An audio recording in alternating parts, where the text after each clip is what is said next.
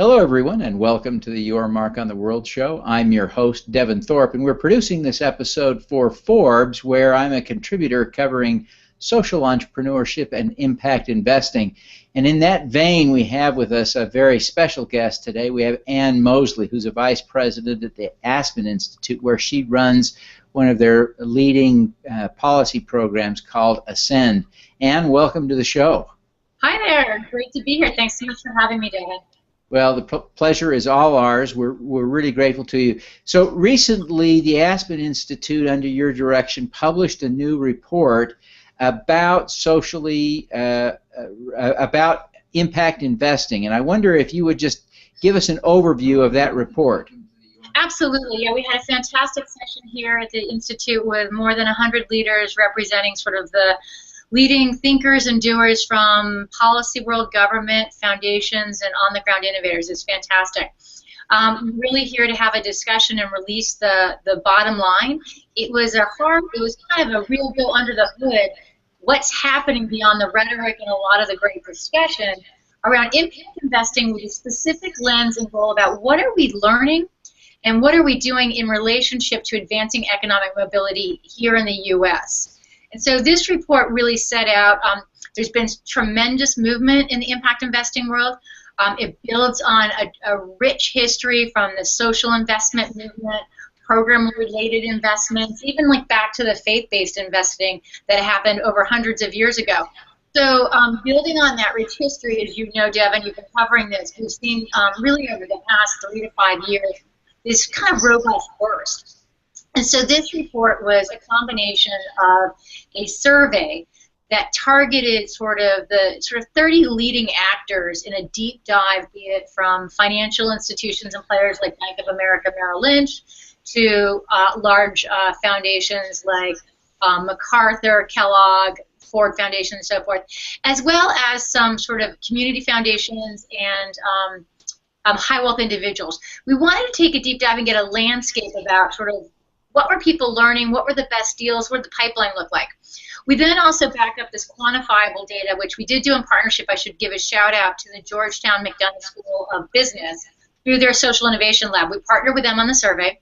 But the other part of the richness was we have case studies, point of view pieces, and sort of snapshots of real deals that were contributed from the field. So this was really meant to be, okay, let's look at the landscape, let's get some stories, let's talk about what's working, what are we learning, and also where are some of the speed bumps. Well, these are really important concepts, and I think that one of the things that you observed in the report was that there were new money coming in, that there's a growing tendency to see this kind of money coming in, and that we're seeing some real promising things.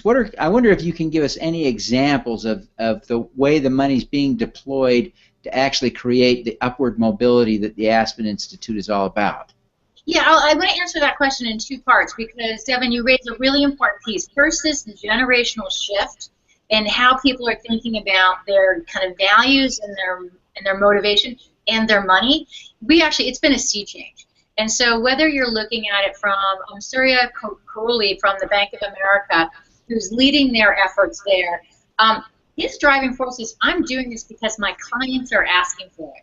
So their high net worth individuals are saying, we want this as an option for us in our investment opportunities. We've seen it through data, both through social responsible investment movements as well as impact investing, that the desire of the general public has shifted to saying, we'd actually like to see some mission be more connected to where our money is going. So that's a really important change that I think is absolutely clear. It's here, and now what do we do with it? So to the second point of your question, what do we do with it? It's translating into everything, such as one example in Minnesota in the Midwest, the Midnight Foundation, a fantastic organization that is focused on issues from climate change to human services. They have a board that for the first time has committed 25% of their entire assets to be put into impact investing. So a lot of times in the foundation world, foundations get, by law, they deploy 5% of their total assets into grant making. What we're seeing is a new generation of trustees and philanthropic players saying, we want to go way above and beyond. So we're also unlocking a lot more of our capital, but we're also bringing the impact investing lens. Other examples, I'll give sort of the headline of it, and then we can go deeper if you'd like. But we're seeing some really incredible investments, like in the field of early childhood. So just if you want to make the world a better place, we all know that education is probably one of the most important strategies to succeed. And if you're raising your kids, someone else's kids, like just a huge payoff at multiple levels. So what we know about investing earlier, there are new models coming up, and one specifically that we raised in the report called Oscillero, which is a for-profit operation, but their mission is this relentless focus on helping close the achievement gap for Head Start families. And so what that means is they are really saying for young children and low-income families, let's make sure we both get them the best early childhood experience. Let's also really work with their parents and their families so that they're kind of getting some of the economic stability, they're getting some of the best of what we know, but they're trying to deliver it with higher results, more efficiency, and also actually they're partnering with the Head Start field more broadly to share what they're learning, what their tools are. So that's just one where it was a little out of the box probably 10 years ago, but they are really making an impact in how they're making sure that the next generation has the best start from the get-go. Yeah, they are well regarded, and it's actually a program I've heard a little bit about, and so it's exciting to see your connection with them. We did a little story about them some time ago. Glad to see they're still progressing. It is such a vitally important thing to get that early education. Great data on the importance of that for lifelong impact, to get people off to a good start early. I wonder, Anne, if you would just take a minute and tell us why you find this personally important. Why do you care about this? That certainly you have other options that you could be doing with your time, with your energy. Why are you pursuing these issues through the Aspen Institute and the Ascend effort? Thank you. Great question. Two answers, actually. One, I think we wake up every day sort of with the headline of what are our efforts doing, whether it's coming from policy practice or the private sector, that is really helping build an intergenerational cycle of opportunity. For the first time in the United States, Americans across generation, across race, across class, don't think it's necessarily going to be better for the next generation. That's like a huge crushing sort of disruption in what has been the American spirit and psyche. And there's real reasons for that. And so, as someone who's personally experienced being on different ends of the economic ladder, I can really relate to this personally. And I think ultimately, everybody deserves a fair shot, and we have to think about building these pathways. So, bringing really looking at all sectors for where the possible best learning and ideas is. I'm a curious person, and so I do think when impact investing, it challenges you. A lot of times if you're in the non-profit space, people say, well, how am I going to get a grant from the private sector? Well, that's an important question and very valid. However, the market presents an opportunity to think about scale in a very different way, both in terms of the numbers you can reach, the deployment of capital. So I've loved the idea of thinking about how do we think about scale and bring in fresh and new capital. The second thing, which is interesting, I was reflecting upon this last night about, and this sort of puts it in a personal context. Sometimes we all think, do our actions really make a difference or matter? And as I'm sure you'll remember, basically just a little bit, 1 week, a year to today, Nelson Mandela passed. And I actually had the privilege of being at a globalization forum in South Africa at his passing. And I was at Robben Island, where he was imprisoned for many, many years. And at Robben Island, they have guards that are tour guides who were actually prisoners, political prisoners at that time. And they walk you through the experience. It was obviously an amazing moment on this historic movement of this incredible leader passing.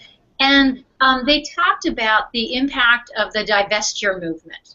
And I remember being a younger person and how we had our boycotts, we had our sit-ins, and you're a young student. What does any of this matter? And to actually be talking to someone who had gone through this whole history in South Africa and said, just proactively, it mattered to us when you all made a statement about your money and your funding, and you said no to this regime, and it helped give us hope at times when we thought we had no hope for democracy.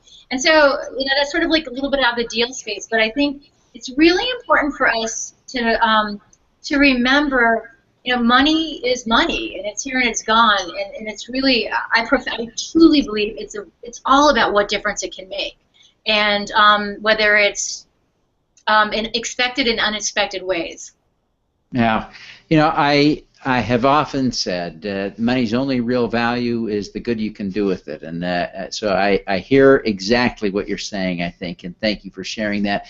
Before you go, I want to ask one other question to just leverage our opportunity to have your insight. But you're doing so much, you've achieved so much in your life and career, and I wonder if you would share with our audience your insights on how to have more impact. And if you can just name one thing that people can do to increase their impact, because that's what I think our audience is all about.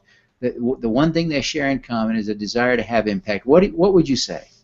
That's a great question. I think it is fundamentally it's to ask the right questions. And so when you're thinking about that, you start with either what is the problem you're trying to solve, or what is the opportunity you're trying to rise to at the moment. And so defining that piece about what you're really trying to achieve, and then who are some of the right players for that, I think is a fantastic opportunity. In relationship to impact investing, that can translate into, if you are someone thinking about your own personal money, talk to your, first of all, get a money manager, but be talking to whoever you're working with about how your money is being handled.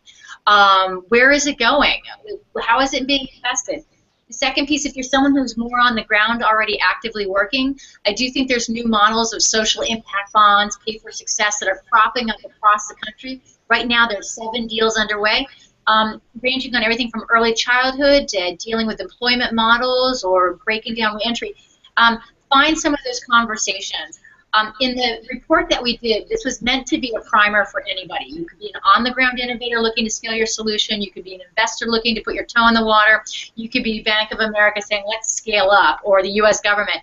So we deliberately set it up in a way, and it's all online, but that you can get a quick primer on the issues, a quick look at some of the models, and then really connect to some of the examples or resources so it can get you on your way from wherever you sit. But everybody has the ability to make a difference, even if it just starts with, how am I investing or spending my money, and making sure it meets your values and your motivations. Well, that's fantastic. Well, we really appreciate the effort, the time you've taken today, and the work you did to get this report out. I wonder if you would tell us, again, how do we get the report? For those who are watching this on Forbes, there's a link right in the Forbes article, but why don't you tell people how to find it online? Sure. The best way to go is to www.ascend.aspeninstitute.org. You can also go to, if you go this week, you go to the Aspen Institute homepage, and it'll sync you up. Fantastic. Well, thank you very much for taking the time to be with us today. We wish you every success in your work, Anne. Thank you so much. It was my privilege. Thank you. All righty. Let's do some good.